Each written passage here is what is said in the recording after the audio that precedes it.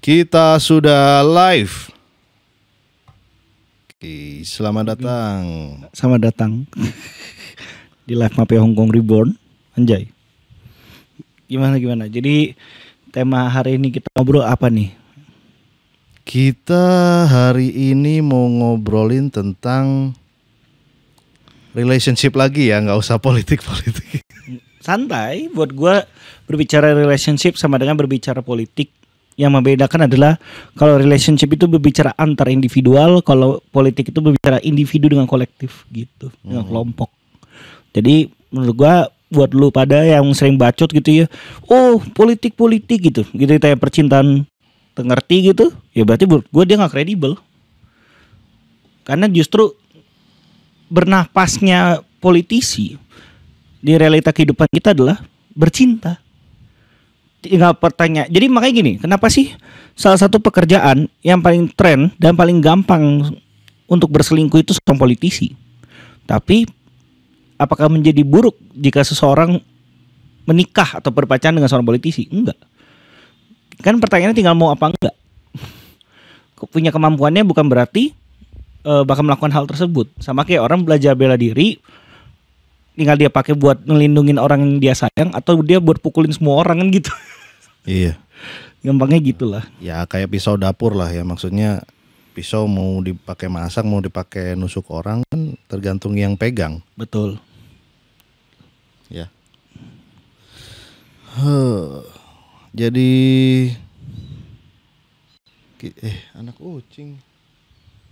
Ya udah biarin aja. Ya kan? Selamat datang buat yang baru masuk. Jangan lupa di tap guys. Anjay. Di tap. Keenakan dong. Tap bagian mananya? Ada. Oke. Tuh ada pertanyaan, ngobrolin apa bang hari ini? Ngobrolin apa nih? Percintaan di sisi transaksi sih kali ini. Nggak tahu sih, kalau menurut gue sih itu. Kalau lu? Ngomong-ngomong tentang transaksi ya. Temanya hari ini langsung transaksi ya kan? Kayaknya menurut gua pernikahan itu transaksi bukan sih? Soalnya kan pakai jabat tangan, ya kan? Ada pertukaran cincin di situ. Oke. Jadi lu pengen dari sejarah dulu atau yang hari ini status quo aja nih, pembahasan tentang pernikahan? Berarti kan kita membicarakan prinsip dari suatu pernikahan tuh. Langsung aja lah. Langsung aja ya. Gimana sih pernikahan itu, nilai-nilai hakikatnya apa? Terus perbandingan antara pernikahan di zaman kakek nenek kita, bapak ibu kita, dibandingkan dengan zaman sekarang setelah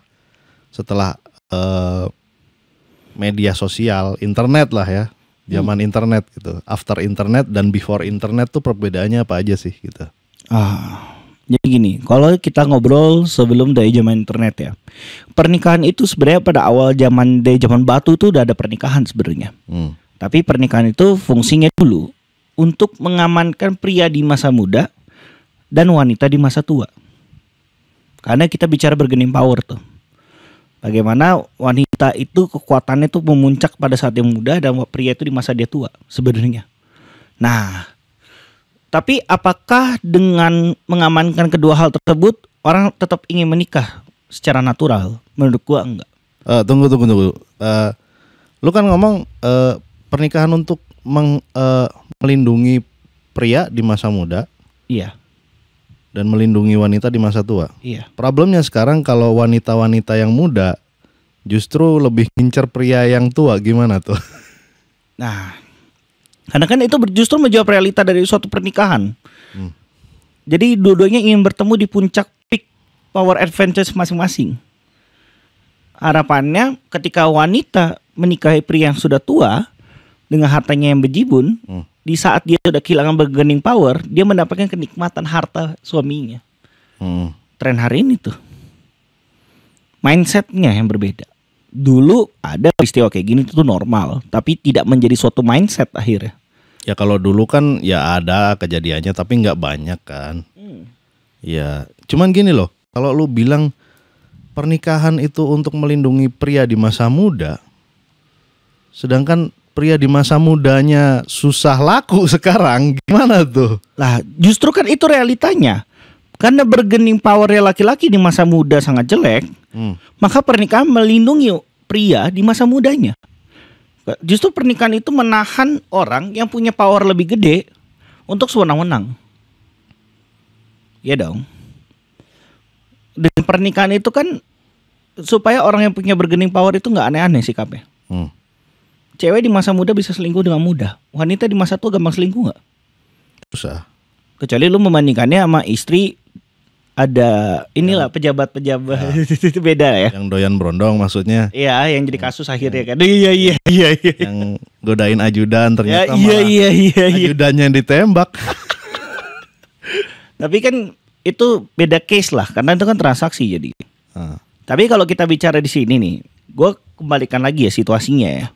Kalau kita bicara pada saat muda, zaman dulu nih, dengan pria kondisi power advantage-nya di bawah, pada saat pernikahan ini kita bicara transaksi ya. Dan wanita di masa tua, kan jadi pertanyaan nih.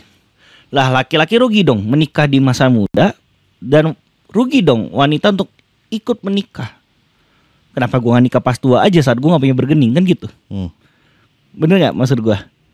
Kan logikanya orang tuh mau, kalau logikanya mau cari untung, wanita nikah pas tua aja, ngapain pas muda? Bener gak? Nyari untung. Iya, dan pria mau nikah di masa muda aja, gak usah masa tua. Ini kan transaksi bicara keuntungan dong.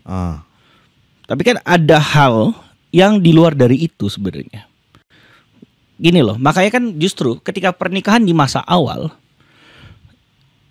yang menjembatani transaksi itu benar terjadi apa enggak itu cinta menurut gua. Karena di dalam cinta ada kata percaya.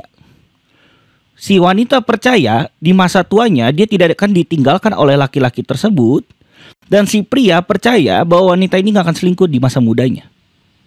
Dasarnya harus cinta tuh. Kan pertanyaannya, apa iya lu nikah mau ribut cerai? Enggak. Pasti ada suatu fondasi yang melandasi orang untuk gambling di situ. Gamblingnya itu dikodifikasi dengan pernikahan dari zaman batu. Secara psikologis, orang sadar fungsi pernikahan itu ada gunanya untuk hal tersebut. Tapi pertanyaannya apakah harus ribut? Enggak kan. Nah, fondasi satu-satunya yang bisa meyakinkan selain dari pernikahan itu adalah cintanya. Karena dalam cinta ada percaya. Jadi kalau cewek lu bilang cinta tapi dia gak percaya, berarti gak cinta. Segitu juga sebaliknya. Dan kepercayaan itu di-earn, gak gratis, melalui proses tuh, gak tiba-tiba. Nah, makanya kalau prinsip gue, kalau soal transaksi murni, ya pria gak akan mau nikah di masa tua, dan wanita gak akan mau nikah di masa muda. Jadi nunggu value-nya anjlok gitu atau? Oh iya dong, biar untung. Karena kalau kita bicara keuntungan kayak gitu hasilnya nanti. Benar gak? Kalau kita bicara keuntungan ya, jadi kayak gitu murni tuh. Kalau orang benar-benar gak mau nikah tuh. Maksudnya kalau murni bicara transaksi tanpa emosional, larinya akan jadi seperti itu. Oke, kita hold dulu. Bentar. Guys, tadi ada notif disconnected di sini. Masih jalan nggak guys videonya? Masih aman nggak? Atau ada yang nge-lag atau nge-freeze?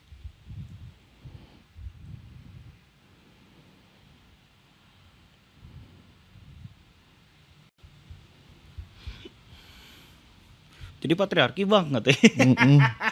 Ini diupload di YouTube ya? Iya. Kita selain live di TikTok, nanti beres live ya H+7 lah baru diupload di YouTube ya. Jadi kalau nggak keberatan untuk telat dengerin pembahasan kita ya nggak masalah sih. Nah, tadi menarik tuh, ada yang bilang patriarki ya bang. Menurutku nggak ada patriarki. Coba, menurut lo itu tadi pembahasan kita patriarki nggak jatuhnya? Emang salahnya patriarki apa sih? Kalau menurut gua kan sebenarnya dominasi power dalam patriarki itu 60-40. Cowok di 60, cewek di 40. Sedangkan kalau menurut gua pribadi, posisi bargaining power itu tidak selalu masalah kelamin. Masalah kualitas individu. Kalau gua ya. Jadi gua bukan cewek lah yang berpikir secara kolektif. bahwa oh kalau cowok pasti gini, kalau cewek pasti gini gitu kan. Ya gue melihat secara individual, ada cewek beres, ada cewek nggak beres, ada cowok beres, ada cowok nggak beres, kan gitu. Ya. Lihat dari sikapnya aja. Kan masalahnya kelemahan zaman sekarang orang nggak lihat sikap, orang lihat mulut.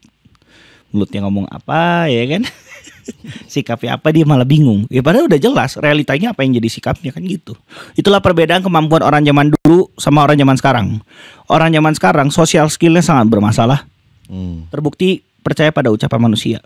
Orang zaman dulu percayanya pada sikap manusia. Oh iya, gue minta maaf, gak akan saya ulangi lagi. Besok ngelakuin lagi. Berarti kan emang dia merasa it's fine. Jadi buat dia minta maaf itu formalitas kan kayak gitu. Itu contoh bagaimana orang bersikap terhadap kondisi sosial kan, itu social skill tuh. Nah, kalau menurut gue apa yang gue sampaikan tadi itu bukan patriarki, tapi apa yang jadi permintaan dari perempuan dan pria. Itu permintaannya. Enggak gini. Kita tarik ke akarnya dulu deh. Boleh. Definisi dari patriarki itu apa gitu? Kalau patriarki itu kan sebenarnya sistem dalam kondisi sosial maupun secara hukum yang menguntungkan pria dan mengagungkan pria. Kalau pria itu harus dinomorsatukan, pria itu segalanya, ngerti gak sih? Makanya enggak dong. Enggak dong. Gimana tuh? Menurut gua definisi patriarki itu bukan yang kayak gitu. Yang lu sebutin barusan itu definisi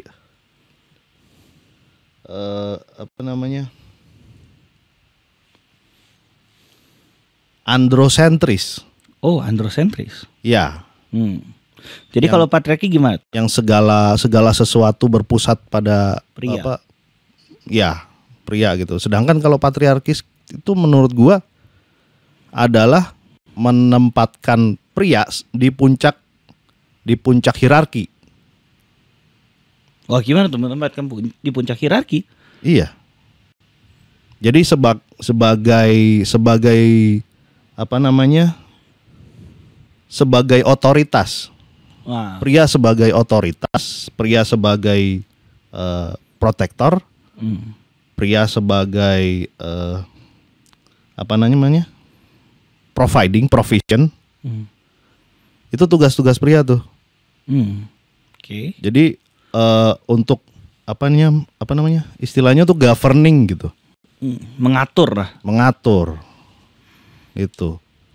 Kalau menurut gua gitu. Sedangkan yang lu sebutin tadi itu yang seakan-akan memprioritaskan laki-laki itu beda lagi, itu androsentris. Oh, androsentris. Itu salah satu bentuk penyimpangan dari patriarki itu. Oh, penyimpangan dari patriarki. Iya, side effect lah. Tapi sebenarnya kejadian androsentris itu nggak terlalu banyak persentasenya dibanding yang benar-benar mempraktekkan patriarki. Itu sih yang gua rasa sekarang orang banyak salah kaprahnya sih. Jadi mereka menganggapnya gua korban patriarkis, padahal ya cuman androsentris aja gitu. Menurut gua gitu sih. Dan gua jujur aja ya, kan Cina itu patriarki ya. Nah, tapi gue tidak merasakan ada suatu manfaat atau kenikmatan dalam kehidupan patriarki menurut gue. Duh, memang enggak. Laki-laki juga yang harus kerja otot, laki-laki juga yang harus maju ke medan perang. Gue kasih gambarannya gini deh. Ketika seorang laki-laki menempuh suatu karir lah atau pekerjaan, dia itu pasti dipertanggungjawabkan dengan berapa hasil yang dia dapatkan. Itu laki-laki tuh. Tapi ketika wanita dalam konsep patriarki, dia bisa memilih pekerjaan apapun tanpa beban apapun karena beban finansial tidak diberikan kepada wanita. Iya. Itu konsep patriarki itu. Cewek boleh kerja, tapi terserah lu gitu. Iya kan, berarti kan by choice kan. Mereka juga memilih karir pekerjaan juga by choice, bukan by burden of performance gitu kan. Betul. Nah, itu yang membedakan antara kondisi patriarki. Menurut gue makanya kadang-kadang bingung ya. Maksudnya ini kalau pengalaman gue pribadi gitu, kita bicara patriarki, gue lebih iri sama cewek. Karena dia benar-benar bisa memilih apa yang dia mau. Dia bisa memilih jalan yang dia pengen. Minimal cici gue pengen jadi penyanyi sampai dia latihan sampai dia ini, itu nggak ada beban tuh. Dimodalin, mau sukses mau enggak pokoknya dimodalin. Gua pekerjaan gua yang hari ini, orang tua mau support dia nanya hasilnya berapa. Betul. Kalau cewek berjuang di mimpinya dia nggak pernah ditagih tuh. Iya. Lu bakal sukses apa enggak, ini apa enggak, karena ibaratnya ada jaminan dari laki-laki yang bakal dia pilih. Sedangkan laki-laki tidak ada jaminan dari wanita yang dia pilih. Itu kondisi patriarki itu. Iya. Kenapa laki-laki sulit untuk berbicara mimpi dibanding wanita? Karena laki-laki dibebankannya ini berhasil apa enggak. Menghasilkan uang apa enggak. Bukan lu dapat mimpi lu apa enggak. Cewek mau dapat duit apa enggak, kalau dia dapat mimpinya enggak pernah masalah. Gitu. Itu yang membedakan beban di dalam suatu pekerjaan tuh antara cewek dan cowok dalam kondisi patriarki. Nah, kadang gue menarik sih, maksudnya ini gue tanya sama lu lah. Kan muncul tuh di Twitter kalau soal patriarki itu di mana cowoknya kayak androsentris gitu. Dan menurut lu cewek-cewek yang mengalami kondisi androsentris itu gimana? Ya pastinya sih menurut gue kalau yang mengalami side effect dari patriarki itu ya androsentrik itu jadi kepemimpinan yang tadinya memang harusnya bukan egaliter ya, karena tetap ada hierarki gitu. Tapi kalau pada praktek androsentris itu pihak yang di bawah lebih merasakan represi. Oh, direpresif gitu ya rasanya. Iya. Sedangkan dalam patriarki seharusnya tidak ada represif terhadap perempuan. Tidak ada. Nggak ada beban performa terhadap wanita dalam patriarki. Contohnya ginilah, kalau yang rame aja ya sekarang ya, alasan orang untuk melanjutkan pendidikan ke jenjang berikutnya, ya, cowok kalau kuliah tujuannya apa sih? Nyari duit. Bukan biar nambah expertise, nambah knowledge, nambah kompetensi, ya kan? Biar bisa menghasilkan resource yang lebih banyak, gitu kan? Betul. Kalau cewek kuliah rata-rata alasannya apa? Tujuan mereka apa? Mengejar mimpi. Chasing your dreams, katanya kan. Lu bisa lihat nggak itu? Perbedaannya bisa jauh berbeda tuh. Perbedaan mindset berarti kan. Iya. Sekarang college attendant aja lebih banyak cewek sekarang ya. Tapi kalau lu tanya ke mereka, alasan mereka pengen punya gelar, itu tuh aneh-aneh tuh. Ada yang biar naik level, biar hipergaminya lebih tinggi lagi gitu kan. Biar dapet cowok yang lebih oke. Biar bahkan kemarin ada temen gue yang lucu banget ya. Mereka tuh alasan dia pilih kampus tertentu karena suka sama jaket alma maternya. Gue pengen ngomong kasar tapi ya udahlah. Jadi subjektif itu ya? Iya. Menarik. Ya, separah itu. Kalau jadi cewek kuliah tuh alasannya bebas. Kayak suka-suka imajinasi mereka aja gitu. Bahkan ada juga yang ngomongnya karena suka sama graduation cape-nya. Jubah graduation-nya apa? Iya, jubah wisudanya. Iya. Kan itu menurut gua absurd banget jawaban-jawaban kayak gitu tuh. Lu cuman dapat gelar, dapat ijazah, terus dapat memori selfie gitu. pakai jubah wisuda gitu. Gue jadi kayaknya cowok nggak ada ya yang kayak gitu ya. Kalau pengalaman gue nggak ke situ sih, ekstrem terbalik gue. Seorang anak laki-laki tidak memiliki kebebasan, kecenderungannya tidak memiliki kebebasan ketika kondisi patriarki.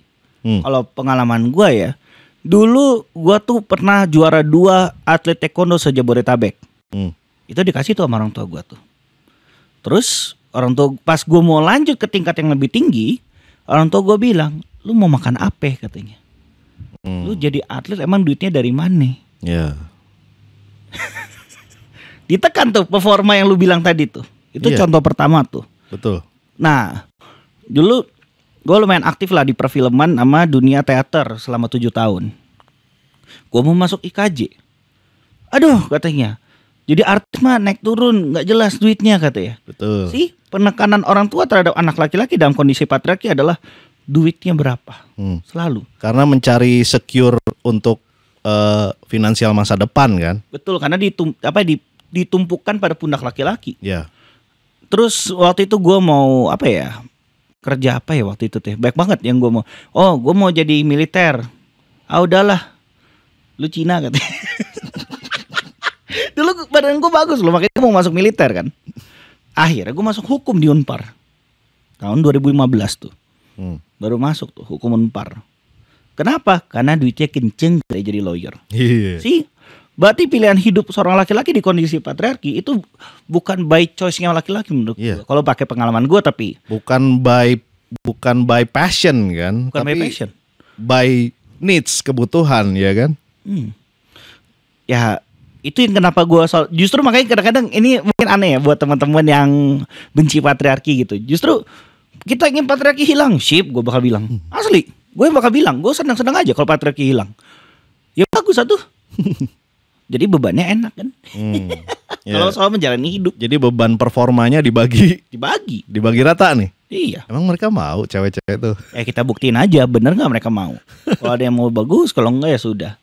Makanya gue tidak pernah mau menumpukan kebahagiaan gue di wanita. Ya pun, maksudnya ya gue kadang pacaran apa segala macam, tapi gue tidak menumpukan hidup gue, kebahagiaan gue di cinta. Tapi gue menumpukan kebahagiaan gue pada pekerjaan gue supaya bisa stabil tuh dalam melakukan performa pekerjaan. Iya. Itu yang gue lakuin tuh. Karena kalau nggak kayak gitu laki-laki bakal ditendang dari kehidupan. Istilah gini lah, wanita kalau sesulit apapun atau gagal dalam mencapai mimpinya, dia tetap diterima dalam society kalau pekerjaan. Laki-laki gagal dalam pekerjaan, dia ditendang dari society.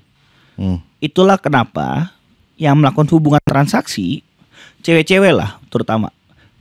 Ada uang papaku sayang, tidak ada uang papaku tendang. Sih, refleksi gak tuh? Iya. Itu cewek yang ngomong. Kurang patriarki apa?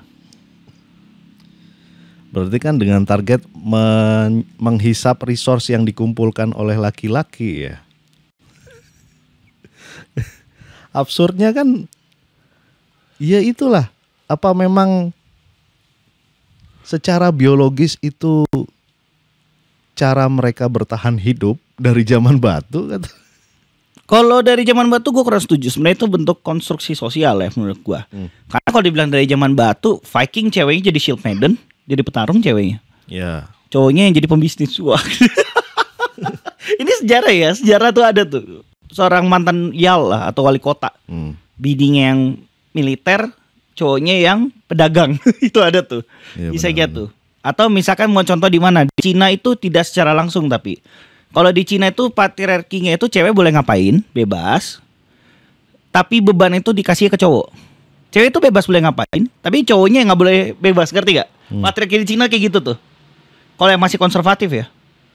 Jadi istilahnya kenapa dibebasin? Karena itu dia membentuk karakter dia untuk supaya laku di depan cowok. Kalau di Cina kayak gitu, mindsetnya tuh. Karena lu dibeli. Jadi lu boleh ngelakuin apapun supaya lu indah dan keren di mata cowok, bukan cantik loh, beda. Jadi kayak cewek ini mewakili value yang si cowok suka. Cara mainnya kayak gitu tuh kalau di Cina tuh. Makanya cewek rada maskulin dikit nggak masalah, tapi rada galak gitu, ark gitu. Gak masalah tuh. Agak ngeri ya. Beda mindset soalnya kan, cara berpikirnya buat patriarki kayak gimana. Jadi ya tetap cewek kayak nggak masalah buat cowok. Nggak tahu ya kalau di lingkungan gue kayak gitu nggak masalah. Yang jadi masalah kalau cowoknya soal kayak gitu. Beban itu tidak pernah dilimpahkan kepada wanita kecuali warisan. Nah kalau warisan cewek, itu doang kekurangannya dalam patriarki. Cewek nggak dapat warisan. Ya menurut gue sih fair-fair aja cewek nggak dapat warisan karena kan dapat bagian gede dari suaminya juga kan. Memang sih. Nah kadang-kadang variabelnya suka jadi kayak gini. Cowoknya beres gak sih? Nah suka kayak gitu-gitu tuh. Suka jadi kayak gitu tuh. Makanya Kalau kondisi patriarki, gue sering lihat bahwa ada cowok-cowok yang mati di pinggir jalan karena kelaparan. Ya itu fakta tuh kalau lu lihat di US terutama ya yang makin banyak homeless sekarang. Jumlah homeless pria tuh jauh bisa 10 kali lipat jumlah homeless wanita di sana tuh. Karena ketika pria jadi istilahnya bum ya. Jadi, atau gembel lah. Ya, jadi pecundang gitulah ya.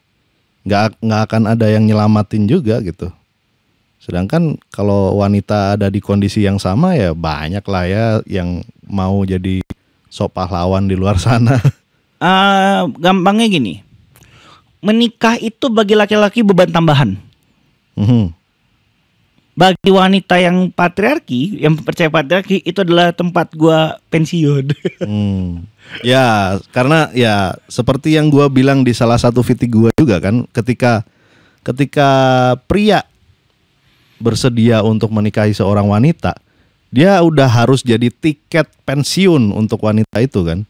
Ya urusan tiketnya mau dipakai apa enggak ya terserah wanitanya gitu kan. Begitu sih. Makanya menjadi sesuatu yang istimewa lah ketika wanita mendapat tiket pensiun tapi mau berjuang bersama lakinya. Dan itu menurut gue itu harganya mahal. Dan itu yang pasti mendorong karena dua hal. Cinta. Sebenarnya cinta percaya lah. Ada percaya di situ. Ya, ada trust ya, bukan sekedar belief ya. Bukan sekedar belief. Dia yakin apa yang dilakuin ini. Gini loh, wanita itu pengen loh punya kontribusi atau bagian yang diakui dari seorang laki-laki. Kamu kayak gini karena aku ini loh. Kamu kayak gini karena aku gini loh. Cewek dark deep inside cewek tuh mau itu. Ya, tapi menurut gua ya di zaman sekarang kenyataannya banyak banget nih yang istilahnya tuh overinflated gitu. Jadi cewek tuh terlalu melambung-lambungkan seakan-akan jasanya tuh kalau nggak ada gua lu nggak bakal jadi begini. Kalau nggak ada gua lu nggak bakal begini. Tuh menurut gua proporsional gak sih Kak? Nah, kalau kita bicara dari zaman dulu lah, gua nggak bisa menyamakan wanita modern dengan wanita zaman dulu. Itu fakta tuh. Ya. Wanita zaman dulu itu kalau ibarat kita tim traveler di game RPG ya, cowok itu kalau nggak tanker fighter, ceweknya healer atau mage biasanya. Ya. Maksudnya healer mage apaan ya? Maksudnya dia support emosional kan, soalnya dia mensupport sesuatu yang tidak terlihat. Ya.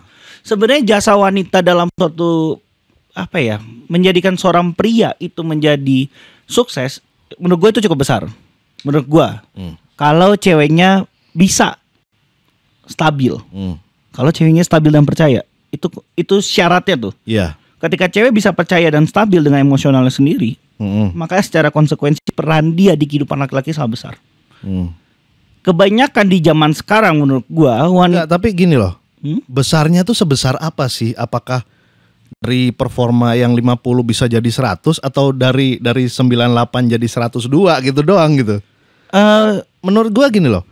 Habibie tanpa Ainun tetap aja bakal jadi profesor, tetap aja bakal bisa bikin pesawat gitu.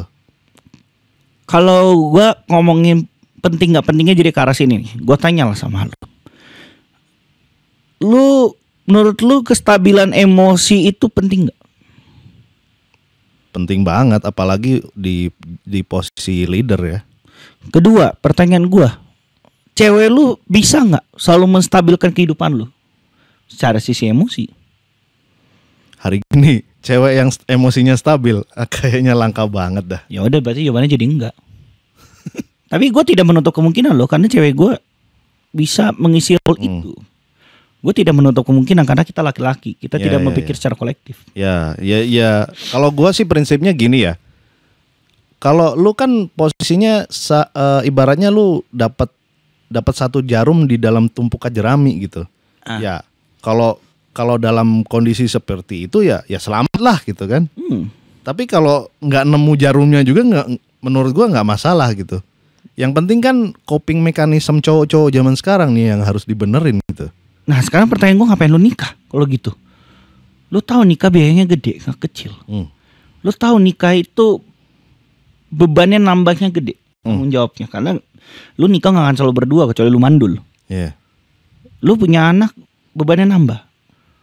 Apa iya cewek yang nggak bisa menstabilkan emosi lu, cewek yang nggak percaya sama kapal lu ajak ikut pergi? Gue tanya lah, ngapain lu nikah? Gue pernah bikin video tuh. Kalau lu pada ngecek video gue pernah bikin video tentang menikah itu tidak berguna. Itu kritik dari gue karena banyak yang lupakan perannya masing-masing. Jadi menurut lu zaman sekarang itu resikonya sudah terlalu besar untuk pria menikahi seorang wanita? Kalau kalau kita pukul rata-rata jadi iya jawabannya. Tapi kalau secara individu enggak. Ya. Orang lupa kalau pernikahan itu antar individu, bukan nikahin kelompok. Bukan nikahin apa omongan tetangga lu, bukan nikahin keluarganya, nikahin ceweknya. Itu yang orang lupa. Jadi yang sebenarnya yang kita bagiin tuh viti-viti yang ngasih jalan buat cowok-cowok, caranya misahin antara yang jarum dan yang jerami gitu ya. Ini kalau gue bilang ya, kalau sampah mah buang aja, ngapain sih? Ngapain lu hitung kalau itu sampah? Ya mungkin lu nganggap itu kasar, tapi ya menurut gue lu menambah beban nyawa orang itu nggak mudah. Terutama kalau lu mimpin suatu perusahaan, mimpin gerbong, membawa nyawa orang itu nggak mudah menurut gua. Dan kalau apalagi yang lu bawa itu nggak percaya sama lu, udahlah, nggak ada masa depannya. Gini loh, cewek itu bisa loh memberikan dampak yang sangat signifikan ke kehidupan pria, dan juga sebaliknya bisa negatif. Iya, iya. Kalau lu cek juga gitu, banyak banget kasus-kasusnya kayak di Twitter tuh. Gue pulang kerja harusnya di jamah canda gurau dengan istri, pusing karena pasti berantem. Dia ngapain? Ngerokok di bawah apartemen. Mantap gak tuh? Ya karena dia menikah dengan orang yang salah. Pernikahan itu bukan masalah waktu, bukan masalah orang tua lu, bukan masalah tetangga lu. Masalah pertanyaannya adalah cewek ini layak gak gue nikahin? Kan gitu pertanyaannya. Dan parameter cewek layak dinikahi itu apa? Sebenarnya sangat simpel, satu kata malah. Cewek itu cinta dan cinta sama lu. Cewek bukti dia cinta sama lu, dia memilih lu dari awal. Dia percaya sama masa depan lu maunya kemana dia ngikut. Yang ketiga, dia punya empati sama lu atas kondisi lu. Cewek itu makhluknya sama peka loh. Dan itu gak pernah salah. Tapi pacar gue gak peka katanya. Berarti ceweknya gak sayang sama lu. Dia cuma manfaatin lu. Cewek gak mau ngertiin cowoknya, itu cuma jadiin cowoknya batu loncatan. Betul. Lu harusnya ingat, cewek tuh seperti kata Lulu ya. Ada cowok-cowok yang sebenarnya nggak, si cewek itu nggak suka, tapi tetap dihisap resource-nya, entah perhatiannya, entah waktunya, entah tenaganya, entah finansialnya, gitu kan? Tapi ya perannya segitu-segitu doang, jadi batu loncatan gitu, nggak akan pernah dinikahin. Boro-boro dinikahin. Karena ceweknya nggak percaya sama tuh cowok. Karena ceweknya nggak pernah respect sama itu cowok. Karena menurut cewek itu, lu sebagai laki-laki nggak capable. Secara natural, patriarki dibentuk oleh wanita menurut gua. Secara natural. Karena advantage yang muncul, kenikmatan yang lebih enak itu lebih porsinya untuk wanita. Makanya gue bilang, nggak mau patriarki, sok gue mah seneng, gue tantangin. Enak kok bagi tugas. Tapi gue menjawab situasi, tetap beban itu ada di gue. Kecuali ceweknya mau, gitu. Gue nggak masalah cewek mau bagi peran, apa bagi tugas gitu. Kenapa enggak kan gitu? Kan berpikirnya nggak enaknya di mana. Ingat, gak ada yang gratis di dunia ini. Ada harganya tuh. Ini nih menariknya nih, kalau yang satu ngomongin hitam putih, yang satu ngomongin spektrum abu-abu. Ya kan gini loh, karena gue hidup di politik ya. Kan gue kerja di politik nih. Karena gue hidup di politik, maka semua yang dibicarakan tentang bargaining power. Abis itu beremosional tuh. Bargaining powernya di siapa? Siapa yang bisa menentukan? Dari awal soal pacaran, yang menentukan ini bakal lanjut apa enggak ceweknya. Ini bakal dibawa ke nikah apa enggak tuh ceweknya, bukan cowok. Iya. Makanya cowok ngejar cewek itu gue gak pernah setuju. Karena decisionnya tuh udah dibentuk dari awal. Iya. Jadi kalau cewek ini mempersulit lu, berarti lu cadangan. Bilangnya mah cowok suka tantangan. Enggak, itu pelemparan tanggung jawab aja. Iya. Jadi seakan-akan mereka bikin seakan-akan kita yang butuh, padahal mereka yang minta gitu kan. Jadi kayak tradisi cowok nembak, cowok ngelamar. Itu sebenarnya demand-nya datang dari wanita ya. Mau nggak jadi pacar aku gitu. Padahal gimana ya? Pikir-pikir dulu Nah, kan itu berarti si cewek itu lagi naikin value-nya dia. Dia masang harga. Gue pernah bikin VT juga nih. Yang posisinya abu-abu pasti jadi babu. Ya kan? Ketika wanita mengeluarkan kalimat, aku pikir-pikir dulu, yang bakal dilakukan laki-laki apa? Berusaha lebih keras karena untuk meyakinkan posisi yang ada. Kan bergeningnya di situ tuh. Cewek itu cerdas kok soal relationship. Jangan bohong sama gue. Cewek-cewek yang ngelakuin itu melakukannya dengan kesadaran. Tapi faktanya kan gini ya. Kalau dalam bahasa alam bawah sadarnya, justru wanita itu tertarik pada pria-pria yang tidak mampu mereka manipulasi. Benar gak sih? Ya karena gini loh. Manusia itu, ini prinsip yang gue selalu pegang kalau semenjak gue belajar filsafat gerak material. Manusia ada makhluk bertahan hidup. Laki-laki punya pinggang bentuk V, artinya buat tarung, fisiknya buat gelut. Cewek pinggangnya angka 8. Maka secara natural tidak didesain untuk berantem. Tidak didesain, bisa diakalin lah. Ya. Tapi karena itu juga secara natural wanita harus memenangkan sesuatu tanpa kondisi fisik. Lewat apa? Kata-kata. Gak mungkin wanita mau tarung fisik sama laki-laki yang udah jelas pemenangnya siapa. Betul. Maka dia harus menggunakan cara-cara lain supaya dia punya impact atau bergening di situ. Ya, itu kan termasuk insting bertahan hidup. Cara bertahan hidupnya juga ya. Betul, dan itu nggak salah. Karena fisiknya inferior, maka ada skill lain yang tumbuh, yaitu dari manipulasi, sabotase, monopoli itu kan. Nah, sekarang pertanyaannya jadi kayak gini, apakah manipulasi itu sesuatu yang buruk? Kembali lagi jawaban gua enggak. Ya. Karena pada akhirnya laki-laki menikahi seorang wanita butuh manipulasi. Apaan manipulasi gitu ya? Contoh, udah tahu kerjaan lu lagi susah. Tahu apa cewek lu soal kerjaan lu? Tiba-tiba dia bilang, sayang, aku percaya kok sama kamu. Kamu pasti bisa. Nggak akan melayang apa cowoknya? Betul. Tapi apakah itu manipulasi? Iya. Dan itu yang dibutuhin laki-laki. Gue begini ya, buat lu pada cewek cowok. Yang gue mau tekankan di sini adalah, lu sadar bargaining power lu itu sekuat apa dan sebesar apa. Terima realitanya, sisanya bebas. Kan gitu bahasanya. Terima dulu realitanya. Yeah. Karena gini loh. Gue tanya lah, cowok menikahi cewek karena harta nggak? Gue tanya lah sama lo. Ada nggak cowok nikah? Yaudah nanti dia kerja. Gue nggak. Ada nggak? Kecil banget persentasenya itu. Oke, kecil. Berarti nggak signifikan, nggak usah dihitung. Berarti apalah alasan cowok nikah sama cewek? Gak ngerti benefitnya apa sih nikah buat cowok sekarang? Zaman sekarang ya, zaman sekarang. Oke, kalau menurut gue gini, kalau dibilang nyari babu itu banyak tren tuh di Twitter karena cowok itu pengen ceweknya jadi babu. Tapi menurut gue gini loh, sebenarnya deep inside cowok mereka tuh pengen disayang melalui act of service sebenarnya. Menurut gue itu yang terjadi. Gini loh. Enggak gini. Dari kalimat mencari babu aja udah absurd gitu. Menurut gua kenapa kalau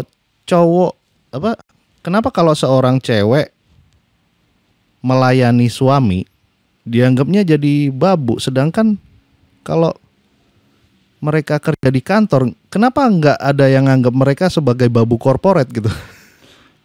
Karena mereka merasa bisa punya kebebasan atas percintaan, atas pilihan. Seakan-akan ada kebebasan, padahal enggak menurut gua. Karena mereka memilih. Cuman beda sangkar aja kan? Gini, kalau menurut gua ya, Itu kalimat yang dikeluarkan oleh wanita yang melakukan pernikahan karena transaksional. Dia melakukan pernikahan karena untuk gak kerja. Maka kalimat yang keluar seperti itu. Financial exit ya. Financial exit. Kalau wanita itu mencintai pria tersebut tanpa diminta, itu akan muncul dengan sendirinya. Seseorang baik pria maupun wanita, kalau mencintai seseorang, dia akan melakukan apapun untuk membahagiakan, untuk menyenangkan. Gak masalah kok. Ya kan? Cowok dibikinin kopi sama ceweknya, kopinya sama, rasanya beda. Kopinya sama, karena katanya ada cinta di dalamnya. Ya bukannya cewek harus bikin kopi, enggak gitu konsepnya. Cuma maksudnya yang mahal itu ketika wanita itu bisa melakukan itu tanpa diminta. Bukan karena susunya beda ya? Mau masuk. Capek gua. Susunya beda bah katanya. Kan makanya gue pernah bilang juga bahwa konsep cinta itu seni diberi tanpa meminta, tanpa ngode ya. Cewek itu memaksakan. Cewek ngode karena dia pengen dapat itu. Tapi dia lupa bahwa cowok itu gak jatuh cinta di awal. Betul. Segala sesuatu yang ditagih oleh cewek tentang kepekaan cowok itu butuh waktu. Dan semakin cewek itu berantem sama cowoknya, kepekaan itu turun dengan sendirinya. Itu fakta tuh. Semakin cewek itu ngajak ribut, semakin turun kepekaan cowok itu terhadap ceweknya. Semakin turun. Cowok itu jatuh cinta tengah jalan. Kepekaan itu akan muncul untuk insting melindungi, pembuka. Betul. Tanpa diminta. Itu berjalannya waktu tuh. Jadi kalau di tengah jalan ya. Tengah jalan. Pasti. Kalau di awal-awal berarti modus tuh. Enggak, engas, sange. Lo banget deh, pasti gitu lah. Jawabannya kita ngerti lah laki-laki kayak gimana. Simple. Maksudnya kan makanya gue ngajak berpikir rasional. Karena cewek dasarnya respect, maka menjadi sangat wajar kalau dia jatuh cinta di awal. Cowok dasar cintanya itu luluh. Bukan luluh konten kreator ya. Bukan ya. Itu racun tuh ya. Ah itu dia. Karena cowok dasar cintanya luluh, maka dia butuh waktu tuh. Makanya gue selalu bilang kalau sebulan gak geser tinggalin aja itu laki kan gitu. Prinsipnya kayak gitu. Makanya porsinya tuh kalau dari Haji Fatih tuh anjay, anggota dewan kita kan, porsi laki-laki berjuang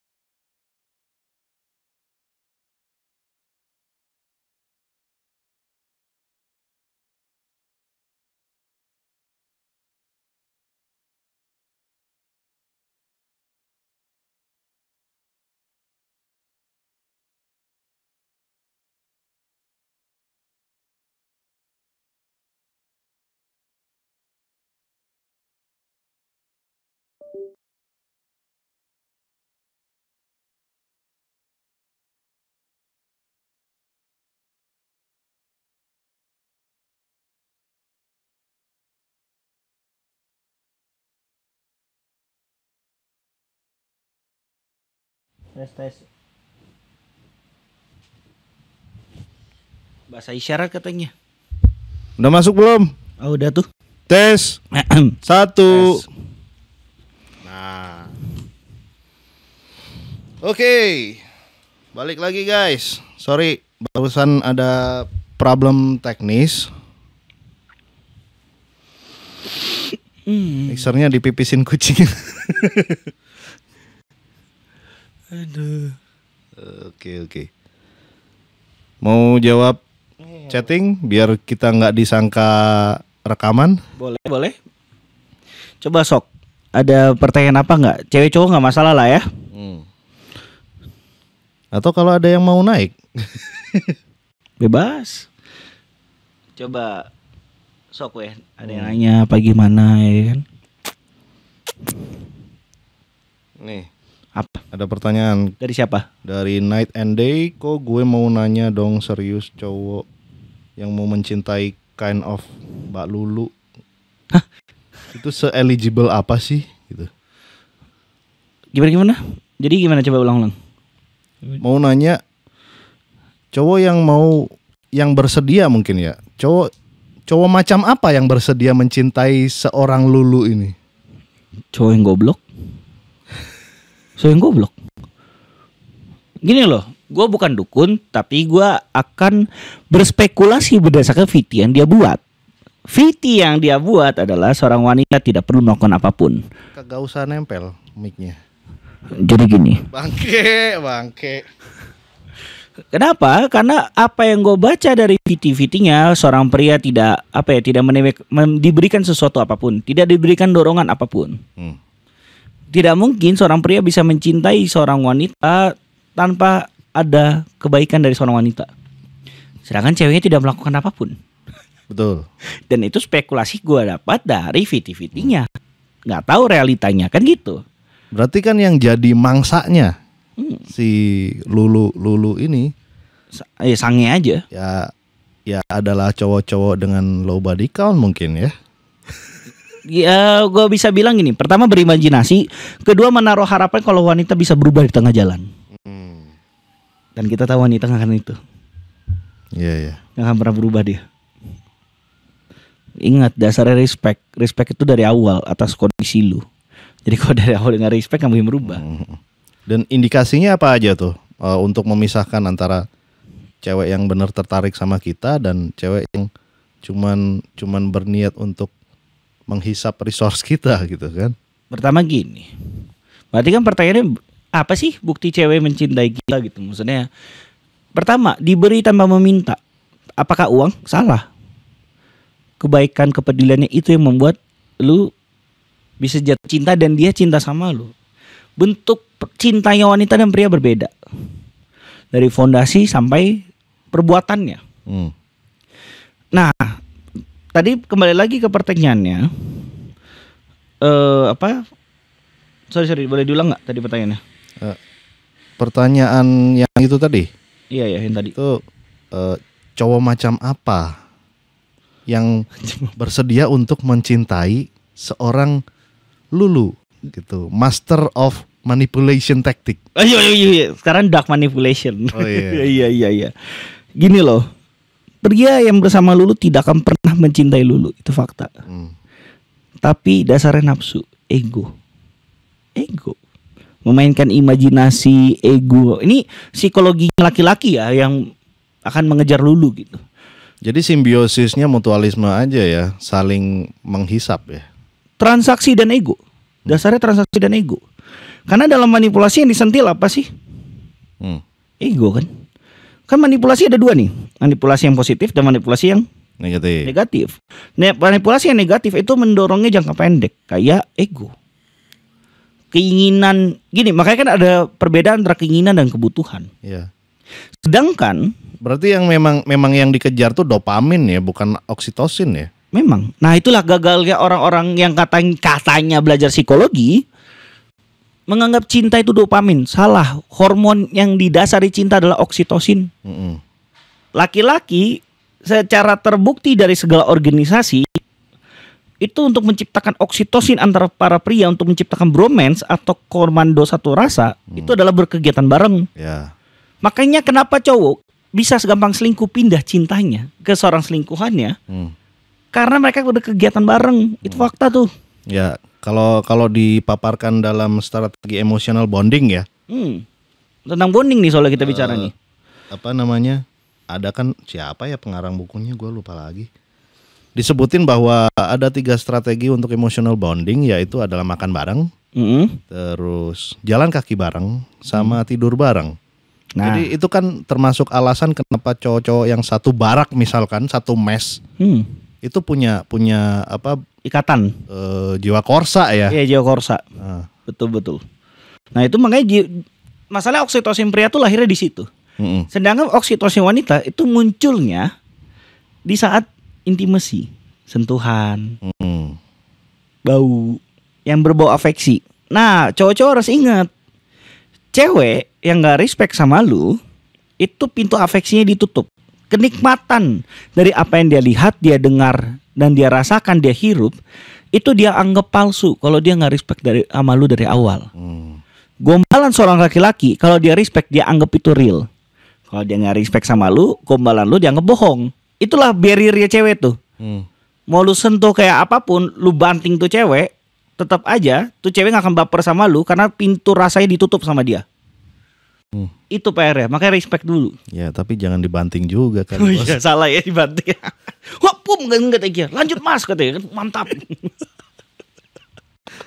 Gedorin ke tembok gitu. Enggak, jangan. Terus jangan gitu. Cewek kan kayak vas bunga yang mahal. Iya. Harus dijaga, dirawat. Tapi kadang fantasinya kan kasar-kasar juga. Wah, jambak aku mas gitu. Saling jambak kita. Kayak gitu-gitulah. Cuma maksudnya fondasinya berbeda. Kalau cowok tuh harus kegiatan bareng segala macam, baru tuh dia bisa ada bonding sama si ceweknya tuh.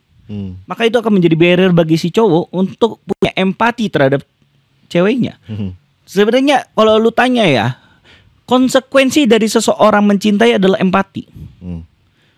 Seorang pasangan cewek tidak akan tega mengerjai laki-lakinya kalau dia cinta sama cowoknya, buktinya ada empati di situ. Iya. Begitu juga sebaliknya, ketika cowok tidak tega lah, sampai bisa nggak tega untuk tidak selingkuh, tidak aneh-aneh, itu karena dia punya empati. Oh nggak boleh nih, kita harus ya kita nggak bisa sangka lah nafsu pria besar, itu betul. Tapi empati itu kan yang membarier, sehingga dia tidak jadi melakukan karena dia berusaha menjaga perasaan wanitanya.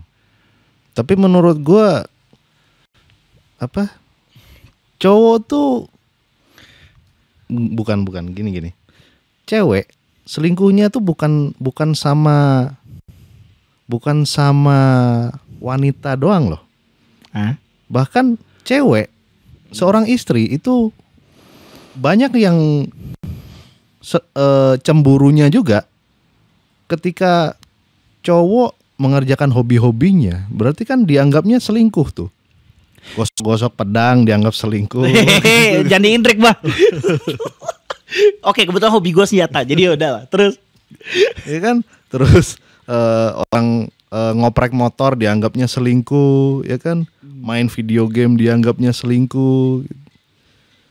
Jadi menurut gue, selingkuh itu adalah cara persepsi wanita ketika si pasangan prianya itu membagikan resource terhadap selain dia gitu.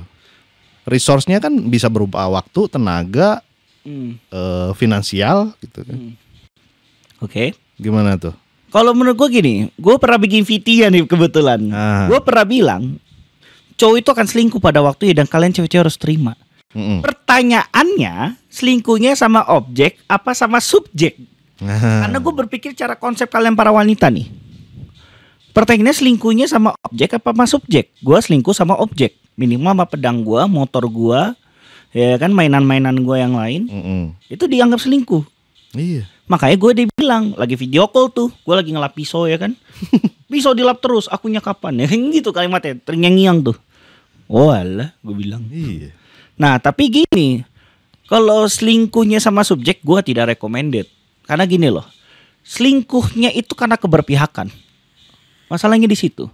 Kan yang menjadi permasalahan dalam perselingkuhan adalah keberpihakannya pindah. Oke, gini deh.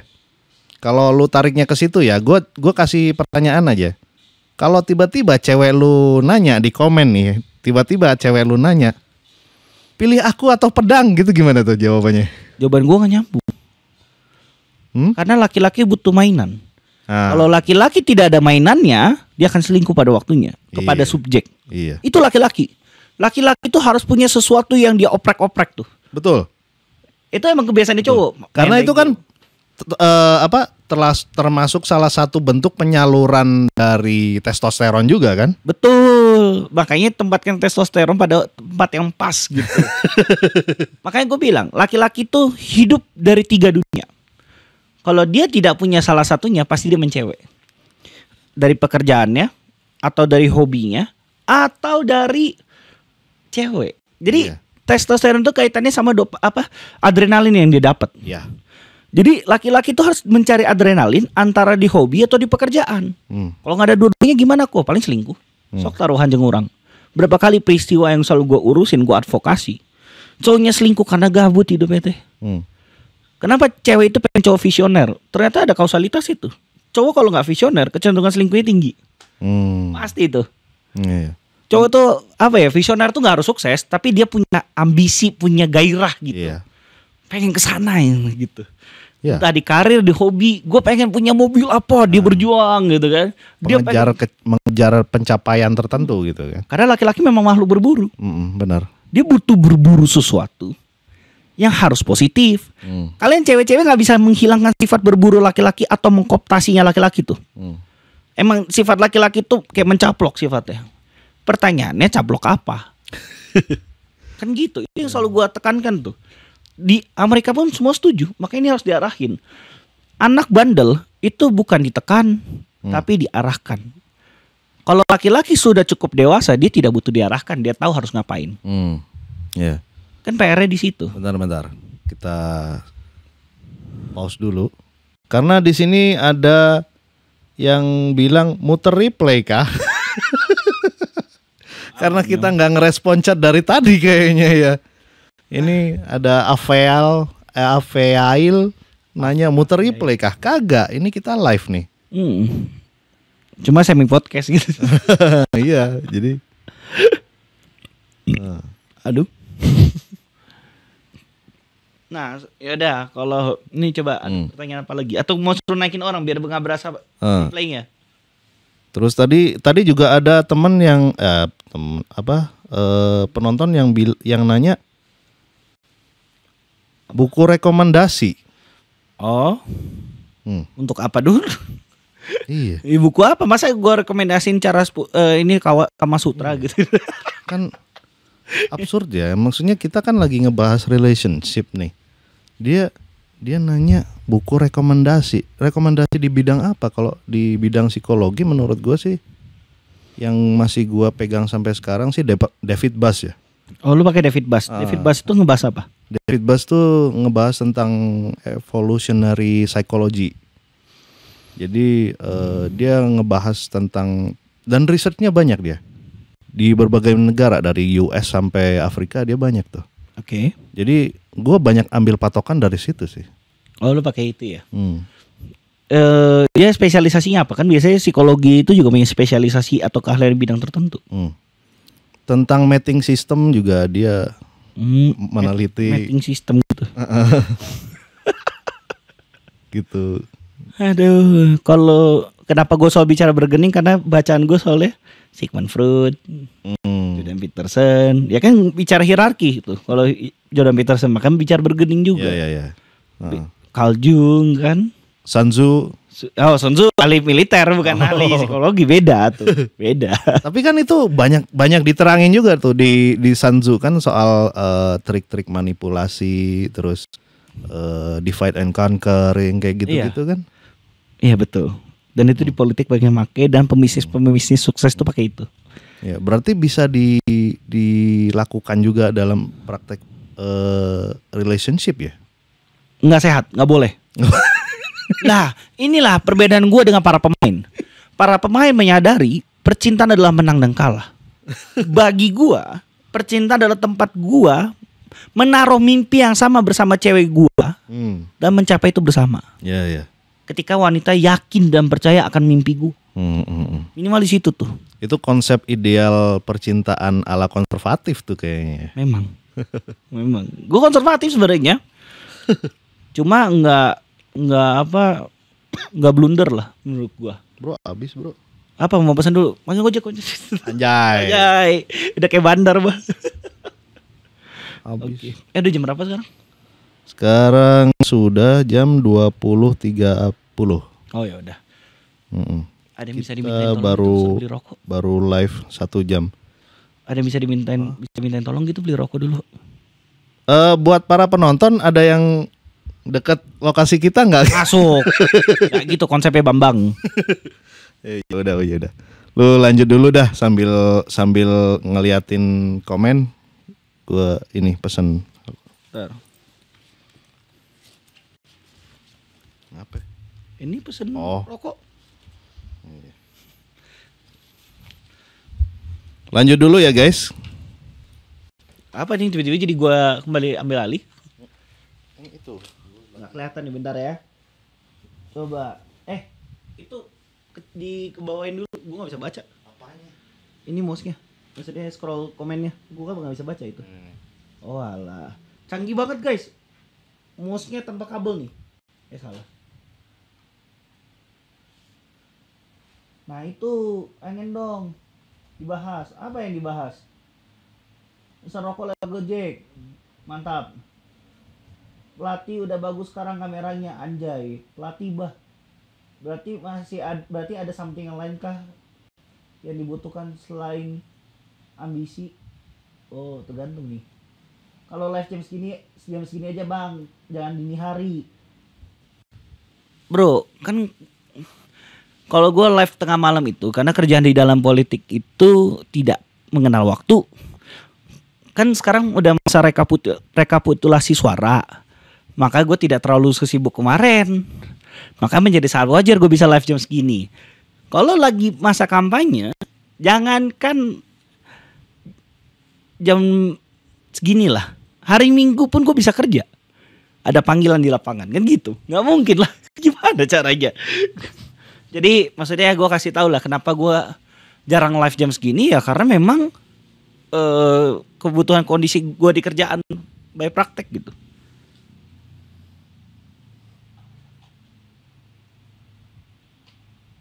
Apa nih? Kok kalau udah sayang, aduh, mata gue udah minus banget baca komen susah ini. Pakai laptop dari jauh bah. Alah.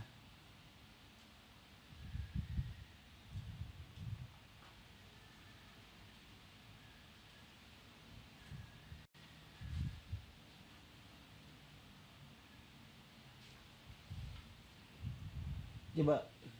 Tadi lu udah ini rokok? Udah. Kalau asam agak pusing gua. Guys, kameranya bakal gelap bentar ya, ganti baterai dulu. Oke, mantap lur. Sabar ya guys.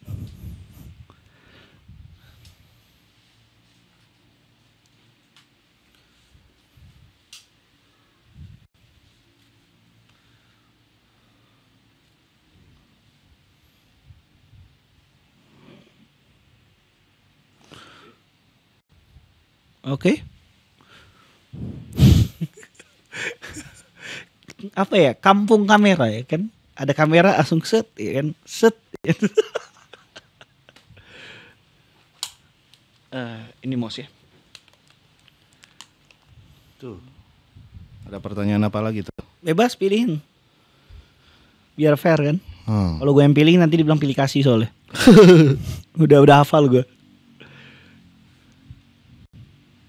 Visual, audio aman ya guys ya? Ya guys ya. Pertanyaan dari Jarot, bang, kalau cewek gua digoda orang lewat story-nya gimana bang? Ya nggak masalah.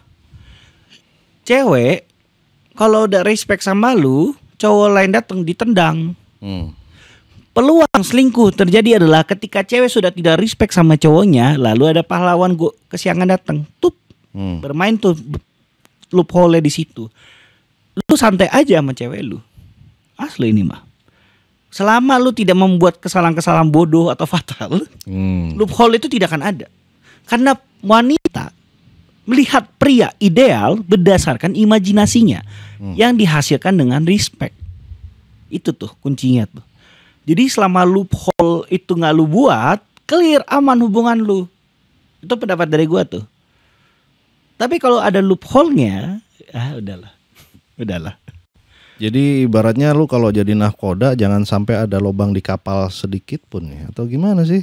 Enggak, lu jadi nahkoda, lu perhatiin seluruh kapal, ada bolongnya enggak? Kalau ada bolongnya berarti lu tahu tuh kapal bakal tenggelam, gitu aja. Tapi kan bukannya justru tugas wanita untuk support, artinya ketika ada lubang di kapal, instingnya kan harusnya nambal lubang itu, bukan langsung lompat ke sekoci gitu kan? Enggak, jadi gini, yang membuat dia tidak loncat ke sekoci adalah trustnya, respectnya. Itu yang bikin dia nggak loncat dari sekoci. Ada cewek yang bisa trust sama cowok, ada yang memang nggak pernah trust sama cowoknya. Nah itu bedanya tuh, lu yang harus bisa bedain tuh. Karena loophole kan pasti selalu ada kan? Gini, kalau loophole-nya kecil itu tidak pernah masalah. Kalau loophole-nya gede, kebayang nggak? Jadi gini loh, gue sering bilang sama lu pada, seorang laki-laki harus berhati-hati membuat janji kepada wanita. Kurang-kurangin lah bikin janji. Satu belum tentu beres kok. Kalau lu terlalu sering gagal memenuhi janji, respect cewek itu turun sama lu. Iya. Jadi kenapa sih cewek malas denger janji laki-laki? Ya karena itu akan menurunkan respectnya dia. Secara natural. Iya. Ngomongin soal janji kan, gue langsung kebayang nih bahas kampanye nih Pak. Iya, bukan. Kan banyak tuh yang janji-janji gesek-gesek doang kok, aku janji nanti bakal jawab gitu. Gimana tuh? Sebenarnya gini, cewek itu dark deep inside secara biologis lebih tinggi nafsunya daripada pria. Tapi kenapa kalau laki-laki meminta itu menjadi batal? Karena di otaknya wanita, kalau laki-laki meminta pasti ada yang salah. Kalau laki-laki nggak minta, ceweknya mau, ya sudah biarkan saja. Ini gitu. Aturan mainnya di situ tuh. Ingat, wanita membuka pintu, pria masuk. Kalau kalian laki-laki mendobrak pintu, itu disebut pelecehan. Betul. Konsepnya soal di situ tuh. Wanita itu secara nafsu lebih tinggi kok dari wanita. Lebih tinggi daripada pria. Wanita itu ya, wanita itu lebih tinggi daripada pria. Iya. Maka kalian nggak usah minta. Do your best. Tiba-tiba diterkam lu. Tapi ada penelitian yang menunjukkan bahwa level testosteron pria itu 15-20 kali lebih tinggi daripada wanita. Artinya kan sebenarnya pria yang punya nafsu lebih gede kan. Ini gue agak bingung nih, karena gini loh. Laki-laki nafsunya terkena kalau dapat afeksi. Ya kan, bener nggak? Tapi terutama di sentuhan tuh. Itu bisa memancing dia tuh. Untuk tingkat testosteronnya. Nangkep gak sampai sini dulu? Iya. Apakah pertanyaannya testosteron adalah satu-satunya alasan terjadinya hubungan? Enggak. Gimana gue jelasin ya? Ini live soalnya takutnya kena take down. Kalau YouTube gue bebas dah. Iya. Nah, kalau mau pindah ke YouTube atau gimana guys? Wanita itu, gue nemu penelitiannya, nafsunya lebih tinggi, tapi dasarnya bukan testosteron. Beda tuh. Nantilah gue bawain penelitiannya tentang. Ini kan kita lagi bahas konsepnya cowok nih. Besok kita bahas konsepnya cewek. Di live selanjutnya gue bongkar nih. Nah paling dia abuse sama cowok-cowok. Kalau argumen gue beda sih. Kalau menurut gue gini, sebenarnya cowok memang iya nafsunya lebih besar. Tapi cowok apa cewek? Cowok. Oke. Cowok nafsunya lebih besar, tapi cowok punya kecenderungan yang lebih mampu menahan emosi. Jadi lebih mampu untuk tidak mengekspresikan dirinya gitu. Nah, itu baru bisa berlaku kalau ada toxic masculinity. Fungsi dari toxic masculinity adalah cowok jangan hidup kayak binatang. Engas ya adegan masak, lapar makan. Enggak, kita laki-laki hidup tidak pakai perasaan. Itu makna dari toxic masculinity. Laki-laki hidup dari apa yang benar dan salah, bukan enak atau enggak enak. Itulah laki-laki. Iya. Laki-laki berbuat sesuatu seharusnya karena perlu, bukan karena pengen. Iya. Jadi konsep lu tadi itu binaan konservatif dengan toxic masculinity. Cowok jangan nunjukin sedihnya di depan umum. Kenapa? Karena itu akan jadi kelemahan lu di dunia kerjaan dan lu disenggol di situ. Iya. Bukan tanpa alasan tuh. Karena begitu kita menceritakan kelemahan kita ya justru jadi senjata untuk Menjatuhkan pihak lu. lain kan. Betul. Misalkan gini, lu disinggung orang tua lu dan lu marah. Orang tahu, berarti kelemahan lu di orang tua. Jahat tuh dunia kerja. Iya. Kenapa cowok harus mematikan emosinya supaya dia survive di dunia kerja yang keras? Betul. Ya cewek kalau kerja bakal belajar hal ini secara natural. Ya. Tapi cewek yang tidak bekerja tidak akan relate dengan hal ini. Karena itu kan tempaan dari kondisi lingkungan kerja. Iya. Bukan dari buan kita pengen kayak gitu. Biar apa kan? Tapi problemnya cewek gue yang kerja, gue yang jadi tempat sampah. Gue yang jadi tempat curhat. Oh. Iya. Gue kebayang. Ya menurut gue pada akhirnya kalau menurut gue memaklumi loh, karena cewek lu kerja. Kalau cewek lu nggak kerja, lu jadi tempat sampah, gue tanya cewek lu perannya apa? Gue langsung ngomong gitu. Tapi karena cewek lu kerja, cewek lu menjadikan lu tempat sampah, wajar, normal. Orang yang bekerja penat butuh meluangkan hal tersebut. Iya. Gue memaklumi itu. Kalau gue ya. Iya. Kalau kita kan denger asal denger ya, jadi need to know only gitu. Tapi kalau terjadi sebaliknya, misalkan gua curhat ke cewek gua, ada potensi dia ninggalin gua loh. Karena dari dalam alam bawah sadarnya ngerasa bahwa nih orang nggak kompeten sih gitu. Lu mau tahu jawaban gua apa? Bagus lu pergi. Karena tidak ada fungsi lu selain gini loh. Gak mungkin laki-laki nagih duit ke cewek. Ya laki-laki pengen cerita tuh. Bukti lu sanggup menjadi home adalah ketika gue bercerita kehidupan gue dan lu sanggup menerima itu. Kalau lu gak sanggup menerima itu, ya lu jadi kayak Lolita Ektoy, tau gak sih? Apaan tuh? Ya boneka buat dimainin aja. Bukan pasangan. Iya. Trofi doang atau gimana? Maksudnya gimana sih? Nggak trofi, tempat beranak pinak aja. Nggak akan jauh dari situ. Karena bagaimana mungkin Baby Factory ya. Iya, bagaimana mungkin seorang laki-laki bisa sharing mimpinya ketika curhat dia pergi. Berarti dari awal dia nggak percaya sama laki-lakinya. Bener nggak? Iya. Bukti mimpi itu disalurkan kepada ceweknya kalau cowoknya itu mau menceritakan dunia pekerjaan dia. Kalau ceweknya nggak mau denger, itu jadi pertanyaan buat lu justru. Berarti ini cewek mau enaknya doang. Karena dia akhirnya melihat sisi gelap dari kehidupan lu. Sebelum pernikahan, cewek itu harus tahu sisi gelap lu kayak gimana. Kau bisa terima lanjut, enggak ya sudah cabut kau, kan gitu.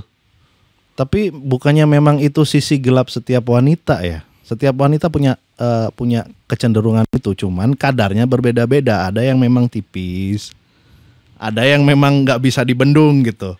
Gini, kembali lagi, cewek itu dasarnya respect, tapi punya empati. Bukti cewek mencintai lu sebagai laki-laki punya empati terhadap kehidupan lu sekalipun dia nggak ngerti. Cintanya dibuktikan dengan lu cerita tentang kondisi pekerjaan lu. Kalau dia cuma ada maunya, kapalnya mau roboh, cabut, ketahuan kan gitu ya sudah bagus lah, hilang bebannya. Tapi kalau ternyata kita cerita dan dia tambah yakin dan menguatkan lu, nikahin lah cewek kayak itu. Itu yang justru harus dinikahin. Jarang banget kayak gitu. Ya kalau jarang mending gak usah, mending jajan. Sok gue percaya sama gue, kalian laki-laki lebih bahagia kalian jajan daripada menikah ke wanita yang tidak percaya sama kalian. Udah. Karena gue tidak menemukan alasan apapun untuk menikahi seorang wanita yang gak percaya sama nahkodanya. Dan itu gak usah diminta. Kalau diminta jadi palsu. Makanya jangan diminta, biarin aja natural. Lu curhat, jadi aneh-aneh gak nih? Lu ini, kalau nggak ada aneh-aneh ya udah lanjut aja gitu. Gitu ya. Iya, kalau dia ketahuan aneh-aneh, oh yaudah berarti lu emang nggak layak sama gua. Kalau menurut gua sih saran yang bakal gua kasih ya kalau dalam kondisi saat itu, mending nggak usah curhat, mending lu kasih actionable advice. Gimana tuh? Jadi misalkan gue lagi capek nih, ya. Misalkan gue lagi ada ini ya. Jadi misalkan gue lagi capek, gue lagi stres, gue lagi banyak beban sama kerjaan gue. Yang gue lakukan bukan curhat sama gue, bukan curhat ke cewek gue. Yang gue lakukan adalah gue minta pijitin, misalkan gini, atau minta kerokin. Oh lu, Gitu kan. oh lebih act of service bet ya kan? Sekalian aja kasih actionable gitu. Kasih sesuatu yang actionable, yang bisa dia lakukan apa gitu. Misalkan gue lagi stres banget ya, minta bikinin kopi, gitu kan. Tapi ini kalau Itu menurut gue shortcut sih, daripada kita mengambil resiko curhat ke orang yang salah dan tiba-tiba malah jadi senjata makan tuan gitu. nah, mungkin kalau konsep lu di pernikahan boleh lah. Gue gak akan pernah nyalahi itu. Sekarang pertanyaan gue gini. Ini kembali lagi ke konsep gue ya. Cewek itu jatuh cinta di awal. Iya. Bukannya semakin bagus lu mempercepat apa yang lu harus tahu. Iya kan? Daripada lu membuang waktu makin sia-sia, kan harus dibuktikan kondisi kapal itu seperti apa kepada cewek. Kalau gue ya maksudnya kan gini, bisa nggak? Ini kalau kritik dari gue ya, coba lu negasi. Mungkin nggak dari treatment mode cara lu tadi itu jadi transaksi jatuhnya? Enggak. Jadi dia maksudnya ngelakuin itu karena kenikmatannya lu berikan, bukan karena dia percaya sama kapalnya. As konteks ya. Karena kan tadi gue soal curhat itu berbicara keyakinan wanita atas kapal ini mau kemana. Tadi ya. Ya. Nah tapi lu bahas soal treatment act of service tadi. Ya. Nah maksud gue di sini pertanyaannya adalah apakah lu yakin kalau itu bukan transaksi jatuhnya? Gini, gua ngerasa kalau cowok itu nggak boleh beroperasi pada kata yakin atau tidak yakin. Itu kalau menurut gua kata yang haram karena disangkutkan dengan ekspektasi. Ekspektasi itu masuknya ranah emosi yang sifatnya tidak stabil gitu, naik turun, fluktuatif. Menurut gua cowok harus beroperasi pada benar dan salah. Betul. Pada statistik. Betul. Gitu kan. Jadi kalau gua ketemu situasi yang misalkan resikonya lebih besar daripada peluangnya, gua harus gimana? Kalau peluang lebih besar dari resiko, gua harus gimana gitu. Jadi gua hanya melakukan apa yang ada dalam kendali gua gitu.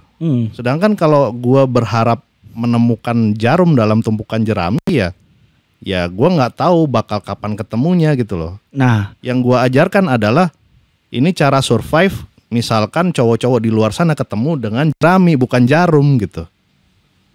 Oke. Tapi bukankah satu-satunya hal yang bisa kita minta dari seorang wanita adalah cintanya atau emosinya dia? Yang lu tadi bilang tuh nggak salah, sama sekali nggak salah malah. Iya. Tapi nggak mungkin kita menagih itu kepada wanita. Bener gak? Iya. Satu-satunya yang bisa kita tagih dari seorang wanita adalah cintanya yang tulus. Udah, gak ada lagi. Iya. Dan sebenarnya gue mempertanyakan itu langsung tuh, karena gue tahu cewek jatuh cinta di awal. Keyakinan leap of faith yang lu bilang itu pasti gue tagih tuh. Makanya gue jarang pacaran.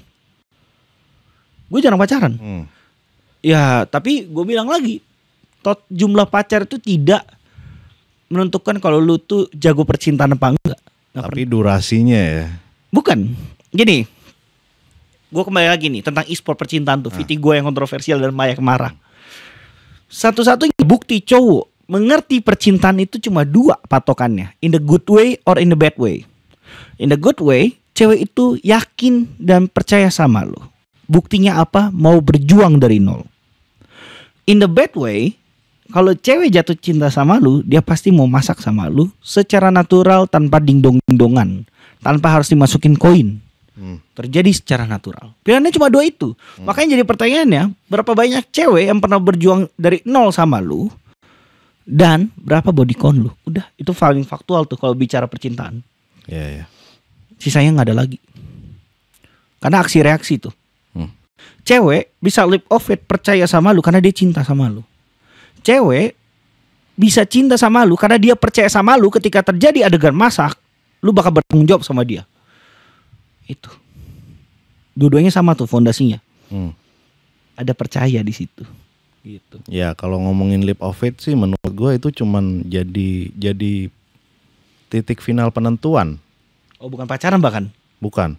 Leap of faith itu hanya menjadi jembatan dari pacaran ke pernikahan menurut gue. Nah mungkin itulah yang membuat kenapa mantan gue cuma 7. Karena tanpa leap of faith, cewek itu gak layak gue pacarin. Dan itu terbukti dari progres yang gue kasih tahu ke lu pada. Dari kegiatan bareng, reaksinya gimana.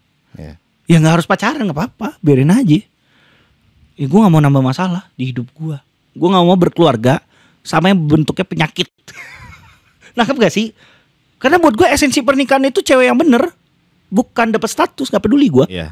Gitu. Jadi kalau gue yakin nih cewek nggak percaya sama gue, nih cewek nggak mau berjuang bersama gue, buat apa? Mending kita canda gurau aja. Karena kita tahu ini nggak permanen. Kita sekalian main kayak gitu aja. Kalau gue orangnya jujur.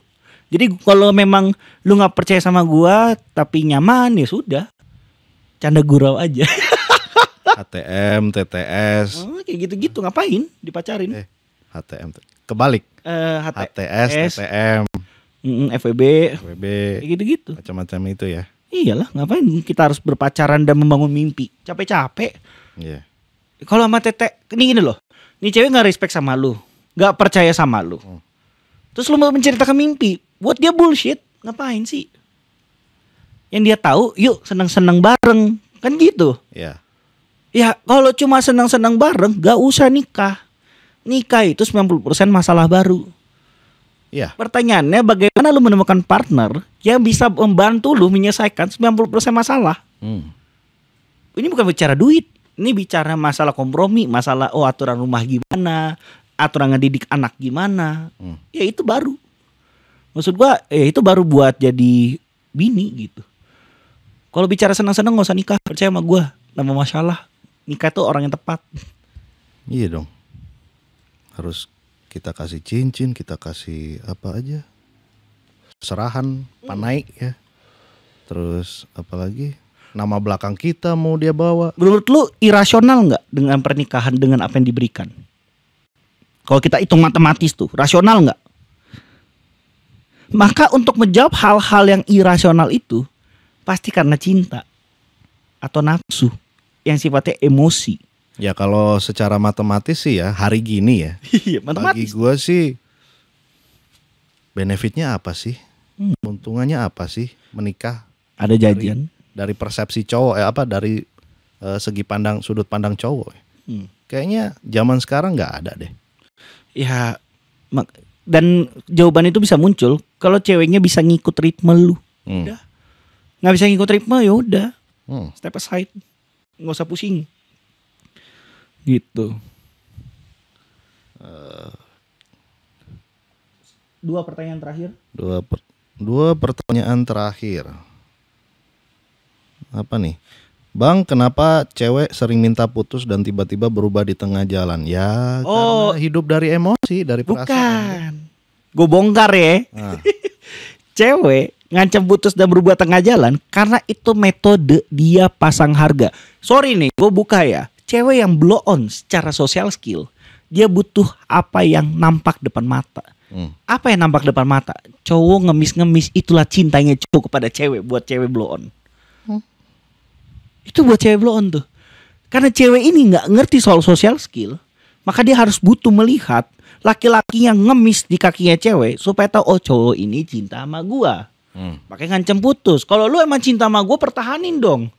Kalau cowoknya cerdas, ya mampus lah tuh cewek. Kan kalau cowoknya cerdas tahu kenapa gue harus bertahan sama cewek yang nggak percaya sama gue. Karena lu aja mau kabur. Iya. Pakai pasang harga segala lagi kan. Nah itu.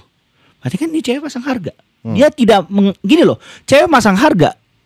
Kalimatnya simple. Karena lu yang butuh ceweknya, bukan ceweknya yang butuh lu. Kalau ceweknya ngerasa saling memiliki, tidak akan pernah pasang harga. Faktual tuh.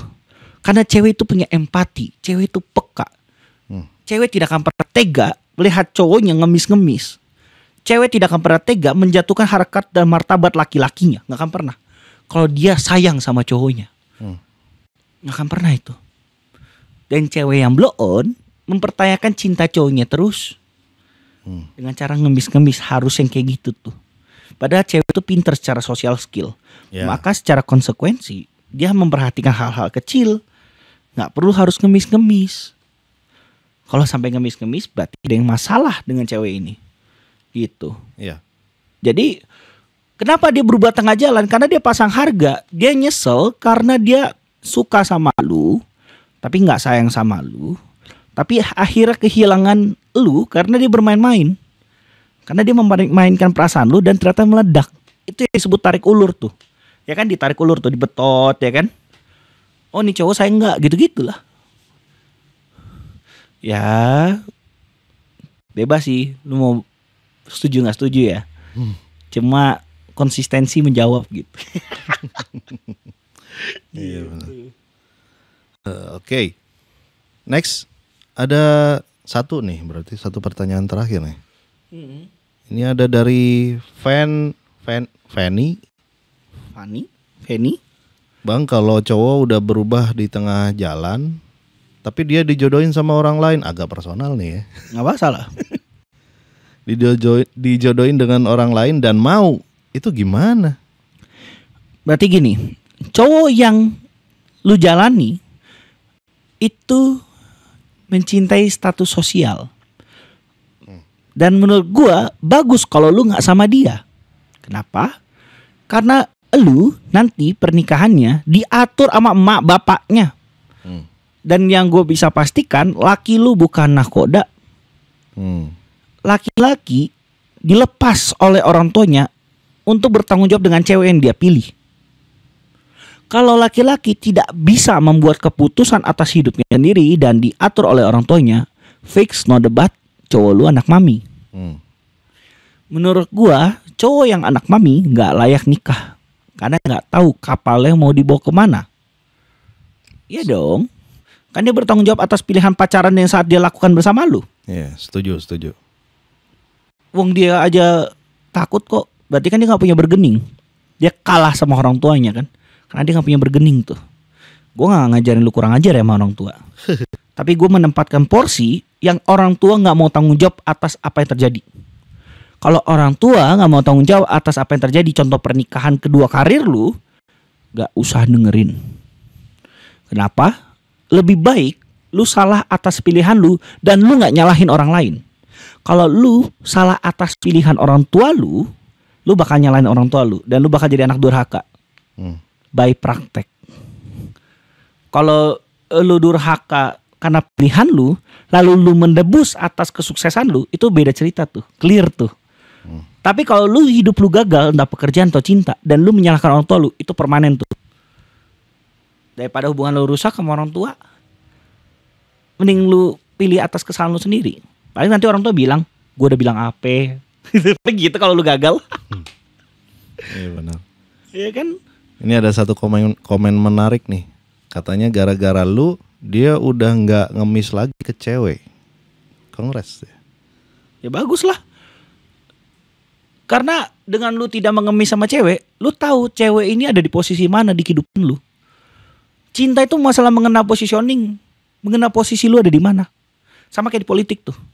Ketika lu mengetahui perspektif cewek lu terhadap diri lu udah gak perlu berbuat banyak. Yang katanya cewek sangat peka dan emosional, masa tega sih cowok yang dia sayang ngemis-ngemis, kebayang gak? Patah tuh logikanya tuh. Iya. Kerangka berpikirnya patah tuh jadinya tuh. Berarti kan yang main tuh cuman ego dan pasang harga aja kan? Memang ego, terus narsistik, ngerasa dirinya berharga, ngerasa dirinya ratu. Makanya atau ngerasa putri salju ya kan, princess treatment. Ya. Mindsetnya kayak gitu. Jadi kalau dari bahasa gua ya, kan gua selalu kendalikan apa yang bisa lu kendalikan. Kalau tips dari gua sih ya, selama request dari cewek lu masih masuk akal, silahkan aja gitu. Tapi begitu udah keluar nalar jangan diikutin. Karena ya kembali lagi pada prinsip pertama yang gua bilang tadi kan, bahwa wanita itu cenderung lebih tertarik pada pria yang tidak mampu dia manipulasi. Itu. Makanya gini, buat kalian laki-laki, pesan dari gua, cari kebahagiaan itu jangan dicinta. Cari kebahagiaan itu di hobi lu sama mimpi pekerjaan lu. Ketika wanita itu peduli dengan hobi atau pekerjaan lu, itu centang satu paling pertama tuh cewek layak untuk lu jamah. At least pura-pura peduli lah. Ya, walaupun cewek nggak ngerti ini mobil apa katanya kan, tapi ya udahlah. Ini apa sih? Modus kan cewek mah gitu pasti cara beda. Ngerti kita? Oh, dia pengen deket sama kita kan gitu. Aku jadi peduli mobil karena kamu. Itu fakta kalimat cewek tuh. Nah, ini cewek kalau ngomong gue peduli mobil karena dirimu, itu fakta. Kalau cowok ngomong gue peduli mobil karena dirimu, itu gombal. Iya benar. Karena apa? Karena laki-laki didesain secara individual, cewek didesain untuk kolektif. Itulah kenapa cowok peduli pada target pencapaian dan cewek peduli pada status sosial. Itu tuh konsekuensinya tuh. Status sosial berbicara pandangan orang terhadap lu, bicara kelompok. Sedangkan mencapai sesuatu itu benda mati, artinya lu berpikir pada diri lu sendiri. Itu individual. Itulah bedanya laki-laki dan perempuan. Laki-laki miskin, gak punya duit, punya status sosial, laku. Ya benar. Ya kan? Contohnya anak pejabat gitu kan ya. Gak bisa kerja, buka coffee shop juga sepi gitu kan. Tapi tetap aja banyak yang suka gitu. Karena di coffee shop itu kan dia dipandang. Benar. Status sosialnya ada kan. Oh, dihargai nih. Minimal lu ngobrol di circle lu dan teman-teman lu dengerin, cewek itu perhatiin lu. Itu fakta tuh. Jadi kalau lu nongkrong terus teman-teman lu kayak nggak mau dengerin lu, atau kayak lu ngomong apa sih koncet gitu kan, itu cewek nggak akan suka sama lu. Susah, karena lu nggak ada status sosialnya. Lu dianggap rendah. Maka cowok-cowok yang seperti itu bisa menikah dengan syarat chinlock biasanya. Kalau berhasil tuh chinlock, jadi dia menunjukkan kapasitas dia dan earn respect tuh. Ya kalau chinlock kan berarti ada irisan habitat tuh, ya. Irisan circle. Bisa. Ya dari situ juga kan wanitanya punya kesempatan untuk trust lah. Checkboxnya kan, kan. Oh ternyata dia begini, ternyata karakternya ini, oh ternyata suka ngupil atau apa gitu kan. Itu kan. Nah makanya gue pernah bilang sama lu pada, kenapa sih tiap kali kalian curhat dulu ya, zamannya gue sering live sendiri, kayak ini cewek, gue selalu tanya gini waktu kalian curhat, apa hal pertama yang dia obrolin sama lu dan kondisinya apa? Karena gue memproyeksikan kondisi dan mindset si cewek dalam melihat lu, sehingga gue tahu, oh ekspektasinya di sini. Karena ekspektasi terbentuk karena dua hal. Manusia bukan makhluk imajinatif banget. Dia tuh harus based on fact tuh. Dari apa yang dia lihat, apa yang dia dengar, dan apa yang dia rasakan. Maksudnya apa yang dia dengar? Lihat tuh, si A, dia, lu tahu nggak sih, si A tuh ini loh. Si A itu ini loh. Itu contoh ada apa yang dia dengar. Dan apa yang dia lihat, teman-teman lu dengerin lu ngomong, itu apa yang dia lihat tuh. Jadi pinter-pinter lah kalau pengen maksa punya cewek. Gue sih nggak nyaranin ya. Cara paling simpel adalah kalau cewek itu modus sama lu, ya lu terima. Gitu. Itu kalau pesan dari gue tuh, biar nggak pusing lu pada. Satu pertanyaan lagi deh, terakhir. Ini ada yang nanya tadi, gimana kalau situasinya dibalik?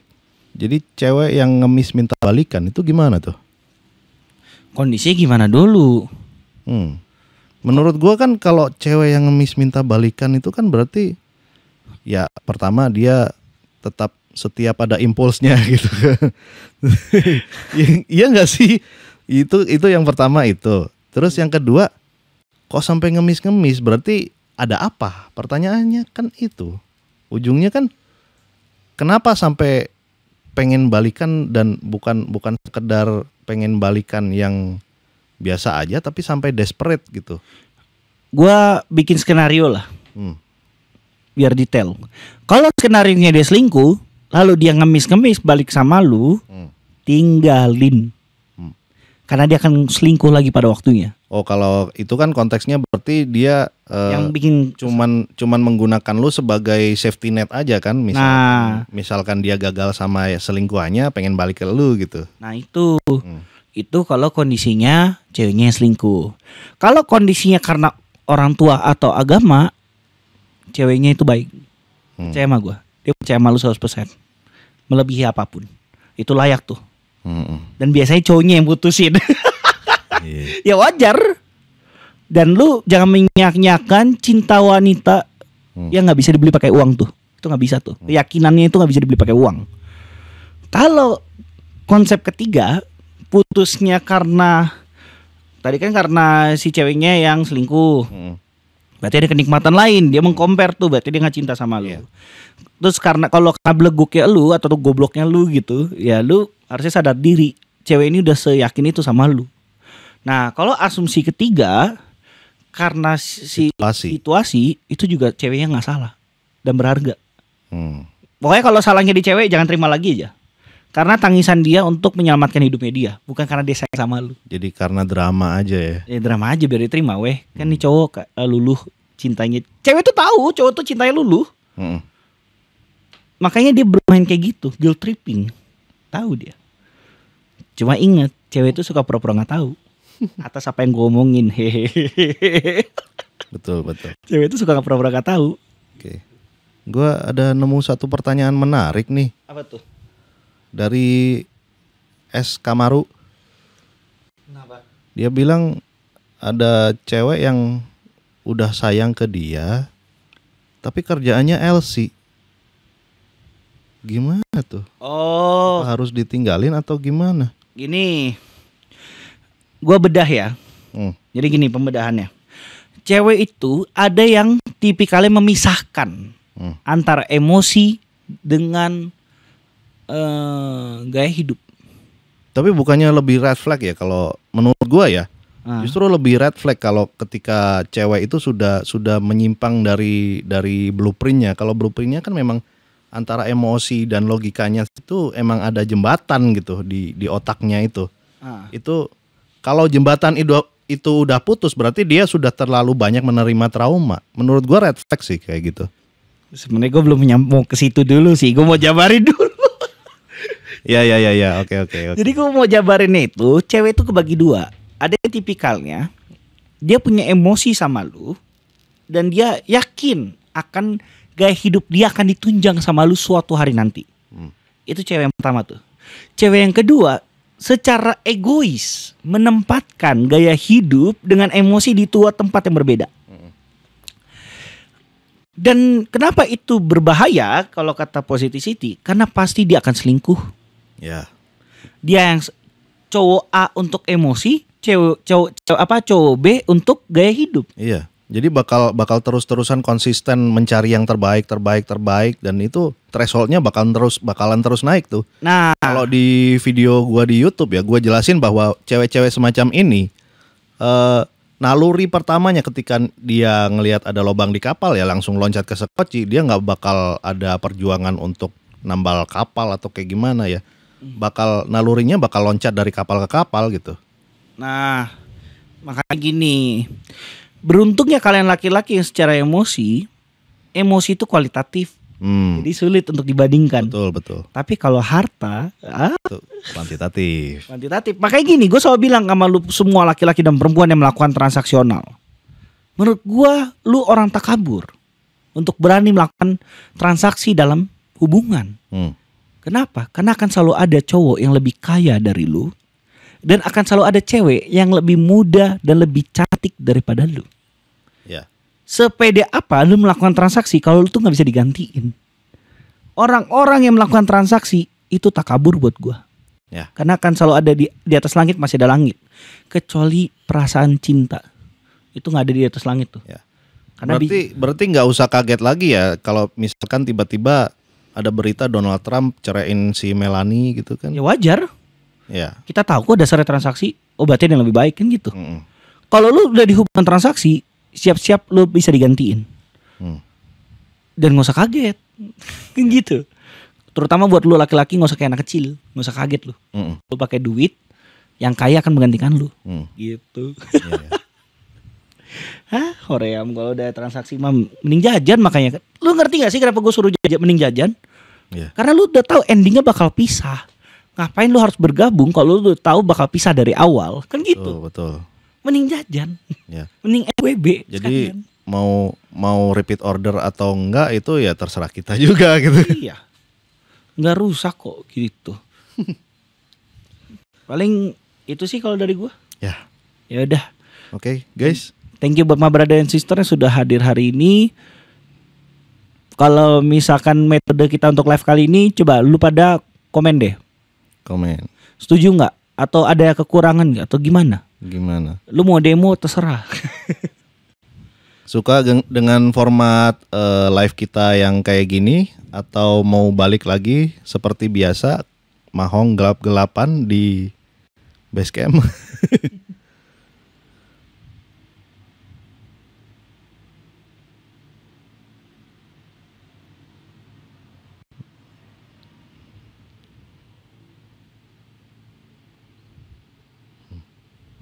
Oh. Kadang gini, kadang tanya jawab. Tanya jawab. Oh ya udah berarti next time oke. biar lebih enak naikin satu orang aja. Oh gitu ya? Satu-satu untuk di 1 jam terakhir. Ah, Jadi di 1 jam terakhir kita naikin satu orang, pertanyaan apa nanti sore keluar kan. oke. Gitu. Jadi apa? Hotline call ya. Asik. Jadi untuk next live kita bakal multi guest lagi ya guys ya. Jadi gini, kita kan live-nya seminggu sekali nih. Kita bakal mengusung satu tema. Tapi setelah satu tema itu kelar dalam sejam, kita akan menyisakan 1 jam untuk naikin hotline call gitu. Asik. Dan ketentuan hotline call akan diatur oleh my brother Positivity gitu. Anjir. Karena kalau gue pasti banyak yang ngamuk. Oh nggak adil di kita pasti gitu-gitu deh. Apal gue. Pusing. Gitu. Ya paling teknisnya sih kalau buat apa live TikTok lewat ini aja ya, apa namanya, multi guest seperti lu biasanya ya. Iya. Satu-satu aja tapi naikin satu. Jadi kalau dulu kan gue langsung naikin semua tuh, bikin barisan. Nah kalau dulu satu-satu aja. Oke. Gitu. Biar Kalau bisa nge-handle waktunya. Soalnya kan gue juga balik harus kerja lagi. sip. Masih rekapitulasi suara guys. Pemilu belum kelar. Pusing gue. Ya lumayan lah bisa live seminggu sekali juga kan, buat keep in touch sama kalian guys. Jadi buat my brother and sister yang ada di kota Bandung, kalau sudah memilih Haji Fatih, saya ucapkan terima kasih untuk tangan mencoblosnya. Insya Allah my brother Fatih kakangku amanah dalam menjalankan tugasnya sebagai anggota dewan gitu. Amin. My brother Aing nih dari Mesir ya. Ya. Buat yang nanya posting di YouTube apa enggak, ya nanti kita bakal posting video hasil rekaman live ini ke YouTube gua di Positivity. Jadi jangan lupa subscribe ya guys ya. Gua malah ngiklan gua. Gak apa-apa. Ya wajar atuh. Kita bekerja sama kok. Iya. Paling sekian lah. Oke. Dari kita. Kalau gitu sekian dulu. Saya Robi dari Positivity dan saya Bampia Hongkong. Be strong my brother. Sampai jumpa semuanya. Bye bye.